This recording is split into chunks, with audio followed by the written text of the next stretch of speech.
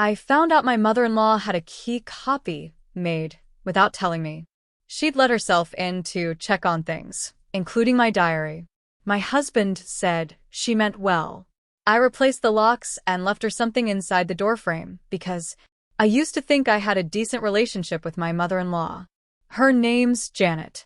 She's the kind of woman who never really says anything mean, but every word out of her mouth is coated in something bitter. She's passive-aggressive in that polished way that makes you question if you're just being too sensitive. At least that's what Michael, my husband, always said.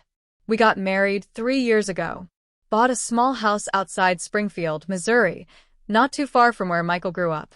I didn't love that it was so close to his parents, but he made a big deal about being near family, especially since his dad passed. When we went on our honeymoon, we left Janet a spare key to water the plants and pick up the mail.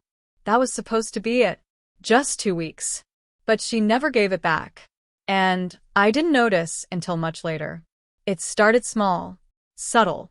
Things would be moved slightly out of place, my moisturizer opened, a coffee mug in the wrong spot, a drawer not quite shut. I thought I was imagining it. I work from home, so I figured maybe I was just being forgetful. But then it started happening too often. One day, I found my bathrobe, the soft one Michael gave me for Christmas, tossed across the bed. I never leave it there. I always hang it behind the bedroom door. I asked Michael if he'd moved it. He said no. That night I started thinking about the key. I asked him, "Did your mom ever give you back the spare?" He just kind of shrugged. "I think so." "Why?" "She's been here." "What do you mean?" "Things are moved. Stuff's out of place. It's like someone's been in our house." He gave me that look. The one that says I'm being dramatic. He told me I was overthinking it. Said Janet probably stopped by once or twice to check on things and maybe forgot to mention it. That's when I knew. If he wasn't shocked or even slightly bothered, it wasn't a one-time thing. He knew she was letting herself in. Maybe he even told her it was okay. But here's what made my skin crawl. One afternoon, I came home early from an appointment. The house was quiet. Nothing unusual. Until I walked past the bathroom and smelled something off. Not bad, just strong. Familiar. Chanel número 5. Janet wears it like armor. Thick and sharp. That day it was hanging in the air in my bathroom. I opened the medicine cabinet. A couple of bottles were slightly turned. One of them, my anxiety meds, had fewer pills than I remembered. I counted them. I always take one a day. There were 5 missing. I didn't tell Michael right away. I needed to be sure. I started leaving little markers. Took photos of drawer positions. Counted pills. Folded the corners of towels a certain way. I wasn't imagining anything. She was coming in. Often. And then she crossed the line. I kept a journal. Just a plain, spiral notebook where I wrote down stuff I didn't want to say out loud. About work. My parents. About Michael and his tendency to always defend his mom. About how uncomfortable I felt in my own home. I kept it buried in the nightstand drawer under a stack of old receipts. One day I went to grab it and found it sitting perfectly on the nightstand. Like it was presented to me. I flipped through it. A page near the middle was dog-eared. The entry I wrote the week before where I said, and I quote, "I feel like his mother has more control over my life than I do," was right there. I felt sick. I felt violated. That night, I told Michael everything. I laid it out calmly. No yelling. Just facts. He barely blinked. "She meant well," he said. "She just wants to make sure we're okay." I stared at him. "She read my journal, Michael. That's not okay. That's not helping. That's sick." He got defensive. Said I was blowing it out of proportion. Said maybe I shouldn't write things I didn't want found. I don't know. Something in me snapped. I realized I couldn't count on him to protect my space. So I did it myself. The next morning, I called a locksmith while Michael was at work. Replaced every single lock, front, back, side door. Added a deadbolt to the garage door too. I didn't ask permission. I didn't feel like I needed to. When he came home, he looked at the new lock on the front door and froze. You changed them? Yes. Without telling me? You weren't listening. We argued. He accused me of being controlling. I told him he should have stood up for me. I told him if he wanted to give her another key, he could do it after she looked me in the eye and apologized. He never did, but that still wasn't enough. I needed her to feel what she did, to feel that deep, creeping dread I felt every time I came home wondering what she'd seen, what she'd touched. So I taped a note inside the doorframe, right where someone using a key would see it. Just a little folded square of paper, pressed into the frame with a strip of duct tape. It said, "Smile for the camera, Janet. We see everything now." She never said a word, but she stopped coming by. Completely. Not even for birthdays. Not even when Michael got sick that fall. Not a single call. I knew then that she saw the note, and it scared her. Good. But that was just the beginning. At first, I thought I'd won. Janet stopped coming around. The house stayed exactly how I left it. My journal remained untouched. No more faint perfume in the air. No more missing pills. It felt like I could finally breathe again. But the silence had weight to it. Heavy, awkward, unnatural. Michael grew cold. He didn't yell. He didn't confront me. He just changed. He'd come home and eat dinner in silence. He'd sleep facing the other way. He stopped texting me during the day. I could feel the shift, like I had embarrassed him, like I'd forced him to choose, and he resented the choice. One night I asked him, "Did you talk to your mom?" He didn't even look up from his phone. She said she doesn't feel welcome anymore. She isn't welcome. Not until she apologizes. You humiliated her. That word hit hard. Humiliated? No. She humiliated me by sneaking into my home, reading my private thoughts, and acting like she had the right. But in his eyes, I was the problem now. It got worse during Thanksgiving. His family always did a big dinner at Janet's house. She hosted, catered, ran the show. That year, I wasn't invited. Not by her, not by Michael. 2 days before, he came home and said, "I think I'm just going to stop by for a bit. She's really upset." I laughed. I couldn't help it. "So, you're going to go have turkey with the woman who broke into our house and read my journal?" She didn't break in. She had a key. And you don't know for sure she read anything. I just stared at him. He left that morning and didn't come back until midnight. When I asked him how it went, he shrugged and said, "Fine." That was the moment something cracked inside me. Not because he went, but because he came back with zero remorse. It got to the point where we barely spoke. The distance between us grew like mold in the corners. Quiet, slow, but rotting everything. He started working later. I started sleeping in the guest room. At first I thought it would blow over, that he just needed space. But then I saw the text. His phone lit up while he was in the shower. A message from her. "I still think you'd be happier here. You know how to get away if you want to." I opened the thread. There were weeks of messages. Janet had been planting seeds the whole time. Little digs about me. Lines like, "She's controlling you. She'll push everyone away until you've got no one but her. I know you're not happy. You don't act like yourself around her." And the worst part? He never once defended me. Not once. He would just say, "Yeah, I don't know what's going on anymore," or "I'm trying to keep the peace." Keep the peace? His mother violated my privacy.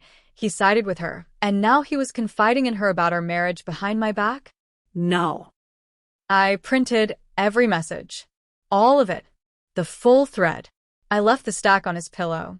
Didn't say a word. That night, he didn't come home. He stayed at Janet's. I should have been devastated. But I wasn't. I was furious.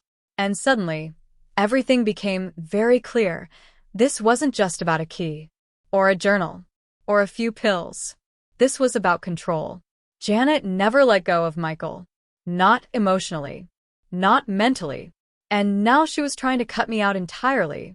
She didn't just want to visit our house. She wanted to own it. Own him. Own our life. That's when I decided to stop playing defense. It was time for my revenge to really begin. I didn't hear from Michael for 3 days after he stayed at Janet's. No texts. No calls. Not even a heads up about coming to get clothes or anything. The silence didn't feel like space. It felt like cowardice. On the 4th day, I got a call from our bank. A woman from the fraud department asked if I had authorized the closure of one of our joint savings accounts. I froze. I hadn't touched anything. The account had about $11,000 in it, money we'd set aside for a down payment on a future upgrade to our home. Most of it had come from my freelance contracts over the past 2 years.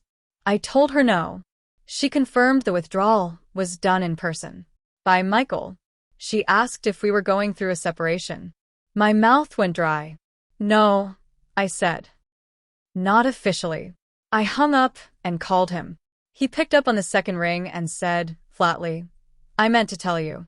You meant to tell me you drained our savings? I needed to make sure Mom was protected, in case you tried to freeze anything or mess with her house. I nearly dropped the phone. Her house? Are you insane? He mumbled something about just being careful and getting advice. I asked where he was getting this advice. He didn't answer. That's when it hit me. Janet.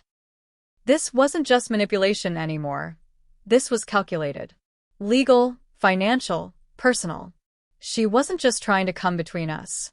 She was setting things up so I'd have nothing when he finally left. She'd always hated that I was independent, that I worked from home, made good money, didn't rely on Michael to support me. And now she was taking steps to undo that independence. So I went digging. I started looking back through old emails, shared documents, anything connected to our finances. And I found something buried deep in our mortgage folder, a scanned copy of a second spare key request made 6 months earlier. Not from me, from Michael. The request was signed, approved, and mailed to Janet's address. He'd given her the spare. Behind my back. I don't know why that one detail wrecked me the most. Maybe because it confirmed what I'd feared from the beginning. This wasn't just her doing. He helped her. That night, I didn't sleep. I sat in the dark, reading through old journal entries, emails, texts, putting it all together. Years of letting things slide. Years of him choosing the easier path. Years of her manipulating both of us. I had to face a hard truth. Michael wasn't taken from me. He was never mine to begin with. He'd always been Janet's boy. The kind who nods instead of speaking, apologizes instead of standing up, hides behind silence, and hopes the problem solves itself. I finally understood. I wasn't fighting one person. I was fighting a pair. But I also realized something else. I knew where they were weakest. See, Janet's whole identity was her image. She volunteered at her church, sat on the board of a local women's group, had a carefully curated social media presence, nothing too showy, but just enough to project perfection. And I had the journal pages, the texts, the timeline. I had everything, including something else. She had absolutely no idea that I'd kept every voicemail she ever left me, including the one where she called me a manipulative little whore who tricked her son into a marriage she didn't approve of. I'd saved it, dated, time-stamped, forwarded it to my email, and kept a backup in the cloud. She'd left it during a wine-fueled tirade 2 Christmases ago, then called back 10 minutes later and pretended like nothing happened. I never confronted her. I just saved it. And now, it was time to use it. The next morning, I got up, made coffee, and did what I do best. I went to work. I wasn't going to scream. I wasn't going to beg. I wasn't even going to talk to them again. I was going to ruin them quietly. First, I called a lawyer. A good one. A woman I found through a friend who had gone through a high-conflict divorce. We met in person 2 days later. I brought everything. The texts between Janet and Michael, the proof of the bank account being emptied, the mortgage key form he filed behind my back, and that voicemail, the voicemail. Her reaction was immediate. You have enough for a clean divorce, full financial recovery, and possibly even a restraining order. She filed the paperwork that same week. Michael was served the following Monday, at Janet's house. I wish I could have seen their faces. They weren't just being hit with divorce papers. They were getting a copy of every piece of evidence I had attached, including the printed transcript of Janet calling me a manipulative whore and the entire log of her entries into our home without consent. But I didn't stop there. I sent a carefully written, anonymous letter to the board of Janet's church and the Women's Community Council she sat on. Attached were selected screenshots and quotes from her messages. Specifically the parts where she called me unstable, mocked my anxiety, and suggested that Michael should record her breakdowns so we have proof. I didn't sign it. I didn't need to. All it took was truth, in her own words. By Friday, she was asked to step away temporarily from both positions. I know this because one of her fellow board members, a woman I'd met once, messaged me privately. "She's not who we thought," the woman wrote. No. She wasn't. A week later, I had the locks changed again, this time with full smart lock and camera integration. I made sure Michael got a notification each time something changed. Just a little digital sting every time he opened his inbox. He tried to call. Twice. I didn't pick up. Then came the final blow. One of Michael's friends, someone I always liked, reached out after hearing what had happened. He asked me if everything was true. I sent him one screenshot. Just one. Michael texting Janet. "I just need her to lose it on me one more time. Then I can leave and make her look crazy. It'll all fall into place." That friend posted it to his private Facebook with the caption, "Watch who you trust." It got shared. Quietly. Locally. But enough that Michael's job, where he worked in a small, trust-based financial firm, found out. I didn't even need to get involved. They have strict standards. He was let go 2 weeks later. Personal conduct unbecoming of a fiduciary. Last I heard, he was living in Janet's guest room. Jobless. Broke. Reputation in shreds. And she'd lost the public image she spent decades building. People whispered. Some outright confronted her. And me? I sold the house 6 months later for a profit and moved to Asheville. I kept the journals. I still write in them. Only now no one but me touches them. There's something people like Janet never understand. People who crave control, who think silence means obedience, who hide behind smiles and use words like knives. When you push a woman to the edge, and she doesn't scream, she's not breaking. She's loading. And I was locked, loaded, and calm the whole time. They took my trust. My peace. My marriage. So I took everything else.